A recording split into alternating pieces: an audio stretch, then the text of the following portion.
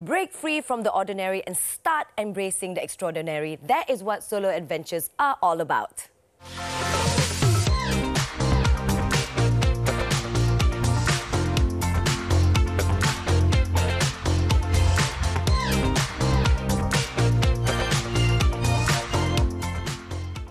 Hello everyone, welcome to another new episode of Women Talk with me, your host Sazzy Fala, and I am excited to talk about today's topic because we are going to bring you on a journey beyond borders, a celebration of independence, and exploration of the incredible tales spun by solo adventures. And joining me today are two people that are no strangers to solo traveling. We've got Go Desiree, aka Desiree Go Outdoor, Yes. And you are a female camper, outdoor enthusiast, as I can see from here, and you are a COO of an outdoor camping company. Welcome to the show. Thank you. And we've got Celine Marginal, looking very lovely in your floral shirt. You are a traveller, of course, that's why we have you on the show. Yes. You are also Director of Sales and Marketing at a prestigious luxury resort in Langkawi.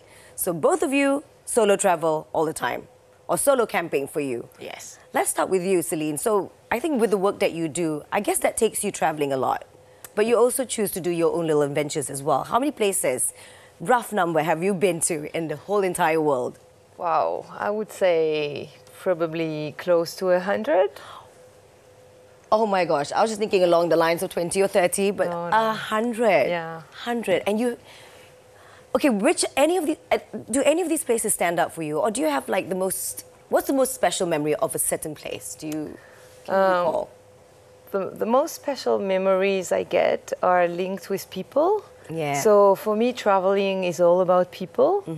I used to go a lot to Brazil. So I've been probably 20 or 25 times to Brazil. Wow. And I've never been to the Sugarloaf. But Okay. I met people, Brazilians. Yeah. I was invited into their homes. And That's for lovely. me, that's traveling. Yes. For me, it's not about ticking all the boxes of all the touristy places. It's really about the encounters you make. Yes. Because people are different Yeah. than who you are, and you learn a lot by encountering all these people on your way. I absolutely love that because it's beyond sightseeing. It's really immersing yourself in their cultures and getting to know people. That's when you learn the most about that culture, particular culture, or the country. And it's about the Exactly. people you meet. Right, and the first place I go to, in every country I visit, the first Yeah. supermarket. Why? Every time I travel, I go to the supermarket because that's the best way of understanding a culture and people. Okay. You just go to the supermarket. There are no tourists Yes. because it's only the local people. Yes. And I wander around in the alleys. I look at the food, everything. Yeah. And I chat to the people. I ask them, "Oh, what is that?" I look at Yeah. what they have in their baskets. Yep. And I ask them questions. And it's great because people really love to talk and to share about their culture this way. And Yeah. it breaks the ice. That is such a new idea. I never thought of that. Who would have known, right? You know, to learn about one's country is to go to the supermarket Yes. and get to know the people. Would you say solo traveling is the best thing about solo traveling is connecting with people because you're alone, and that is when you choose to connect with the locals. Yeah, because a lot of people think that solo traveling, they emphasize the word solo, Yes. solitary, which is absolutely not the case. Yes. You meet tons of people because you're solo. Yes. Right? True. Because share the if you're same with sentiment. someone, Yeah. you stick with that person. Your own, or with your in friends, your own little in your bubble. group. Yeah. But if you're solo, you have to get out. Yeah. You have to, if you want to speak, because otherwise you don't speak the whole day. So if you want to speak or if you want to enjoy, you got to speak with people. So Very true. it gets you out of your comfort zone, but Yeah. it's really interesting. Yeah. I've done a bit of solo traveling myself, and what I realized about solo traveling is I myself become more open to meeting people because after a while you have that desire for connection, and that's when I learned so much. So I guess Right. for me that's solo traveling. But Desiree, you are a little different. I was checking out your Instagram as I mentioned earlier on. You do a lot of outdoor camping with your Yes. family, but you also do solo camping. Yes. How is that like? Because solo traveling, kind of familiar with it. Solo camping, Of course, you get to go outdoor, the sun, Connecting and with then connecting with the environment. Of course, you will find inner peace with yourself Yeah. once you go out. And for me, being a solo camper, I actually have more of my me time. Yeah. I will sit back and I ponder about my work. Yeah. I will have my connection with the nature. Yeah. It was back in 2021. Okay. It was like during the pandemic. I see. So I was there scouting for a place for my upcoming event Okay. for my company. So little did I know that I actually enjoy it. Yeah. Although I was like sort of being forced to go into it because I used to camp with family. Yeah, So, but yeah. due to the nature of my work, so I went alone to have like a experience, a tryout. So, in fact, I enjoyed it. Yeah. Yep. I think, especially being a mother, sometimes it's nice to get away from your family. Yes. It's like a me time for me It's a me time to get for away you. from my kids. What do you do in your me time? Sometimes I will like cooking is one of my things that I do. So cooking, brewing some sort of coffee. Yeah. So and then sometimes I like to like sit back, read a book, or just sit there and just days away. I will go for riverside. If listening to the river flow is kind of like peaceful. It Yeah. calms you. Nothing like the sound of running water, right, Celine? Yes. Yeah. Okay, so but for solo camping, is there a place where people can get information on the safety of which site to go to? Because I assume there should be that. Of course, like being a female solo camper, you need to do a lot of research. Like you go online and Yeah. then you usually what I'll, as a female camper do, I'll go for a private campsite instead of into the wild Yeah. or the public ones. So I would do my research way before and then to see whether it's suitable Yes. for me to go. So, and then of course, there are things that like telling where your family, where Yeah. you'll be going, for how long and all this. So this one will actually helps Yeah. for female solo. And then of course, when you are not feeling, you don't feel like your instinct Your telling instinct's you telling you otherwise. otherwise, then don't change your plan or Okay. you just cancel. Trust your gut instead, Yes. I would say. Yeah. We're going to talk about safety when we come back. We're going to go for a short break. We'll be right back after this.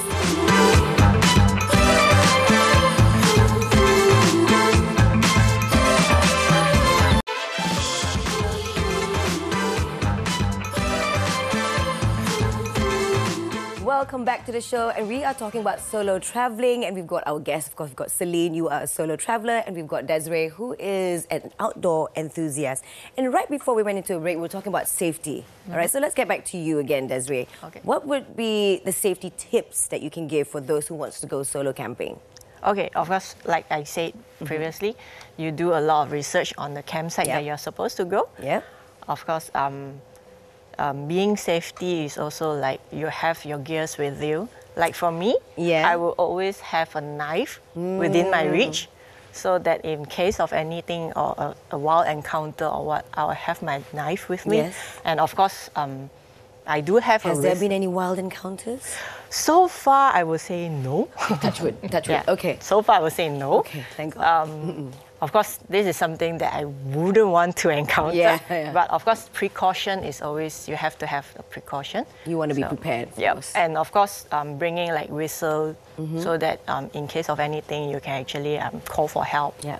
So, and then of course, being as a female, you bring I do bring mosquito repellents or Yeah. bands with me. So, because you are in the wilderness, Yeah. you won't know what you will get bite from. Have you done solo camping outside the country? The Wait, furthest I adventures will when go you- is Malaysia. I did.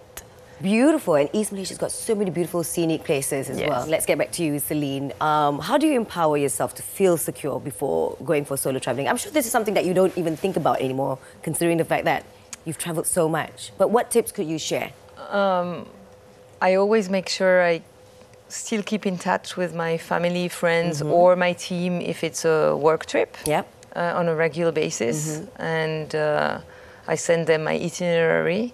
I also make sure I'm most of the time surrounded with people. Yeah.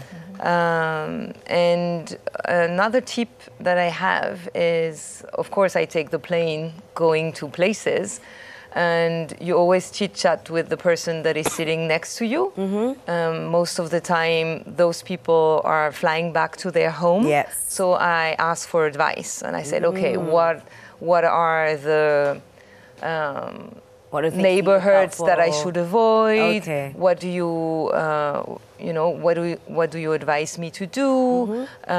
Is it dangerous? Is it not? Is it safe to take a taxi? For instance, when you go to Buenos Aires in Argentina, never ever take a taxi in the road. Like you could hail a taxi, Really? even if it looks like a taxi. No, you have to go to those phone in the street, you know, and call one or go to a hotel. And they Even call if for I'm you. not client of a hotel, I enter it and I ask the bellman, or I take a taxi that are close to those hotels. So Yeah. close to the hotel. But that's a great tip. Talking to a local, Yeah. finding from the locals what are the best things to do, because every country has different identities. Exactly. Right? What is the one thing that you cannot live without? I've got a list of things that I always bring with me, and you're gonna laugh. One of them is pochai peels.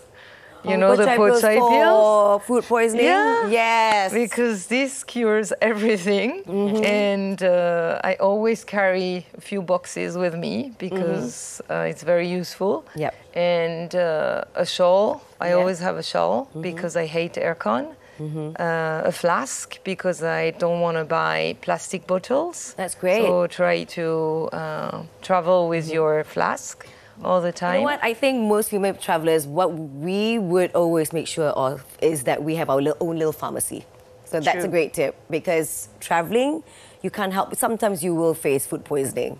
Yes. Yeah. Even same goes to camping. Even goes to camping as well. Why is that? Is it because of the way we In fact, cook I outdoors? do or- bring the peel as well when Yeah. I go for camping. Yep, So yep. it's something that I mean you might drink contaminated water. You never know. Yep. Yep. So, okay, when it comes to camping, you were mentioning earlier, like, you know, if we were to get any tips or whatnot in terms of camping site, there are Facebook groups and stuff. Is there a big community of campers in Malaysia? In Malaysia, in fact, there are quite a number of Facebook groups Yeah. in Malaysia. So you get a lot of info there, and then you trade your experience with them, and then of course sometimes they do organize meetups, Oh, that's nice. like a okay. camp meet.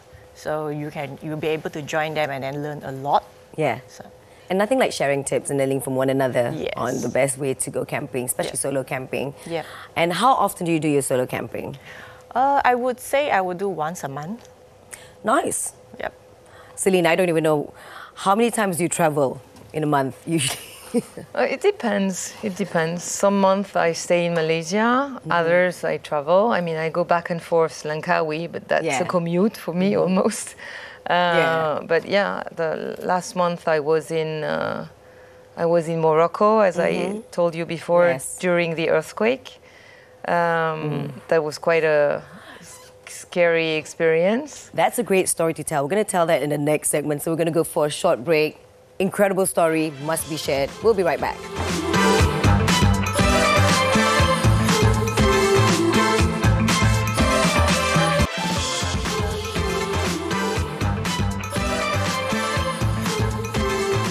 Hello again and welcome back again to Women Talk. We're still talking about solo traveling, and you know what? Solo adventures are all about reconnecting with yourself, getting to know yourself, while also immersing in other people's culture and learning about the country. So, and you were talking about your trip to Morocco, and you were there and something happened. Can you please tell us the tale, because it's such an Yes. incredible story. So that was about a month ago.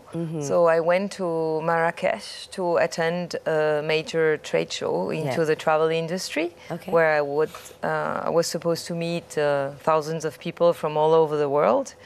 Right. And so I arrived on the Friday because on the Saturday morning we were supposed to go to do some community works and go to visit the villages in the Atlas Mountains Yes. and help them. It's about 11 p.m. And I had a little bit of a stomach ache, so I went to bed and I watched TV.